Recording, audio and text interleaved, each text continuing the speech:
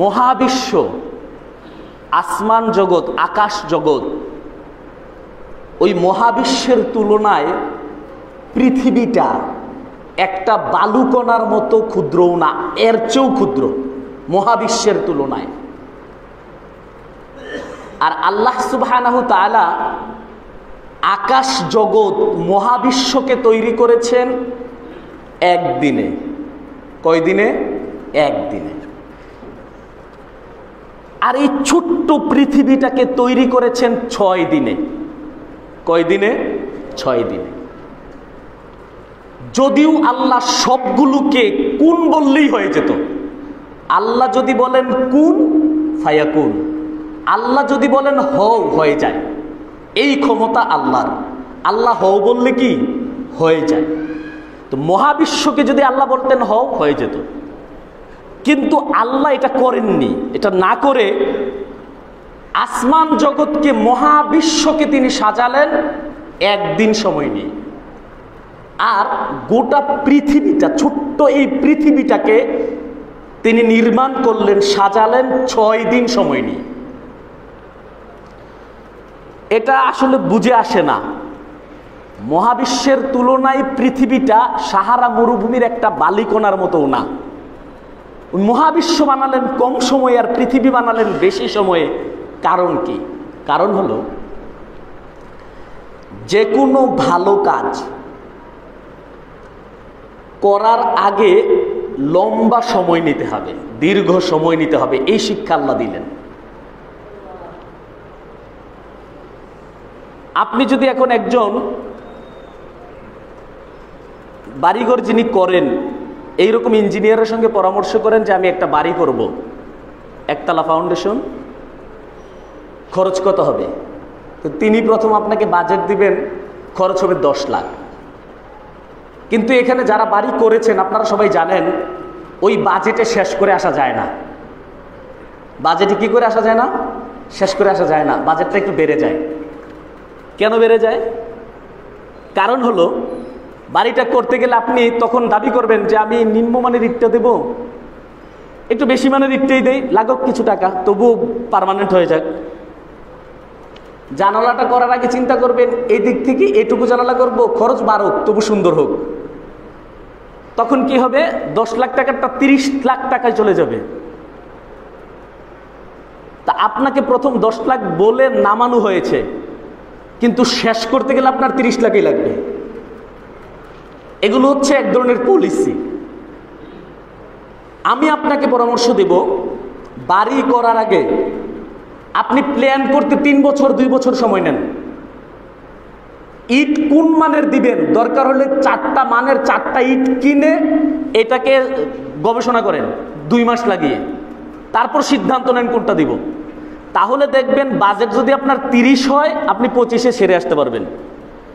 আর আপনার 10-এর বাজেট 30-এ চলে যায়, কারণ আপনি তাৎক্ষণিক সিদ্ধান্ত নিয়ে একটা ভালো কাজ করতে যান, করতে গিয়ে ভালোটাকে আরো ভালো করতে গিয়ে আপনার জরিমানার পর জরিমানা দিতে হয়। পৃথিবীতে স্বল্প সময়ে যে কাজগুলো হয় এগুলো ভালো কাজ হয় না। এটা পৃথিবীর ধর্মই না। পৃথিবীর ধর্মটাই এমন, এটা লম্বা সময় নিয়ে ভালো কাজ করতে হয়। ভালো কাজ করতে একটু সময় নিতে হয়। আল্লাহ সুবহানাহু তাআলা এই শিক্ষাটা দেওয়ার জন্য আসমান জগৎকে তৈরি করেছেন একদিনে আর পৃথিবীকে তৈরি করেছেন 6 দিনে। আরো একটু রহস্যের কথা বলছি। বৈজ্ঞানিকগণ 1000 বছর ধরে চেষ্টা করছে, পৃথিবীতে লোক যেভাবে বাড়ছে 100 বছর 500 বছর 5000 বছর 5 লক্ষ বছর পর পৃথিবীতে মানুষের জায়গা হবে না।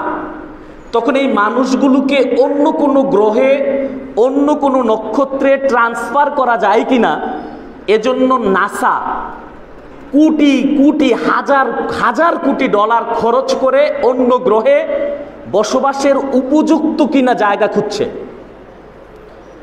আজ 1000 বছরে কয়েক হাজার পৃথিবীর সমমূল্যের খরচ করার পরেও বৈজ্ঞানিকগণ এই সিদ্ধান্তে আসতে পারেননি যে কোনো গ্রহে মানুষ বসবাসের উপযুক্ত, ওখানে জীবন ধারণের উপযুক্ত পরিবেশ পায় না। আর পৃথিবী এমন একটা গ্রহ, এখানে জীব ছাড়া কিছু নাই, জীব ছাড়া কিছু নাই। এখানে মাটির সঙ্গেও জীবাণু মিশে আছে।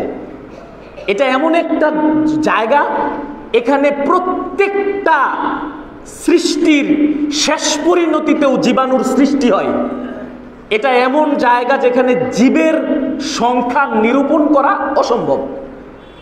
এজন্য আল্লাহ সুবহানাহু ওয়া তাআলা প্ল্যান করে লম্বা সময় নিয়ে এই পৃথিবী বানিয়েছেন, যেখানে জীবনের অস্তিত্ব তো দূরের কথা, এখানে জীবন ছাড়া আর কিছু নাই।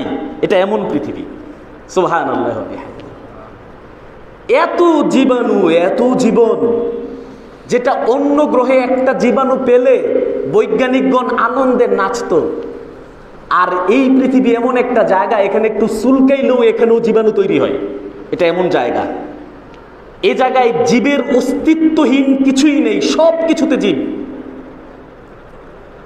আপনি আরো যদি গবেষণা করেন, আপনি ভাবছেন আমি একটা জীবন, আমার একটা জীবন, এই ভাবনাটাও আপনার ভুল। কেন? আমি প্রায়ই বলি, আফ্রিকার জঙ্গলে অতগুলো পশু নেই, একজন মানুষের মাথায় যতগুলো উকুন থাকে, তা আপনার উকুনগুলোর প্রত্যেকটাতে কিন্তু জীবন আছে। সমুদ্রে অতগুলো প্রাণী নেই, একটা লিভারে যতগুলো গুরু কৃমি থাকে, প্রত্যেকটা কৃমিতে এক একটা জীবন আছে। আপনার দেহের অণুতে, পরমাণুতে, ডিএনএ গুলোতেও জীবন আছে। আপনি চিন্তাই করতে পারবেন না জীবন ছাড়া কিছু যে এই দেহে আছে। একটা মানুষের ডিএনএ গুলো স্প্রিং এর মতো।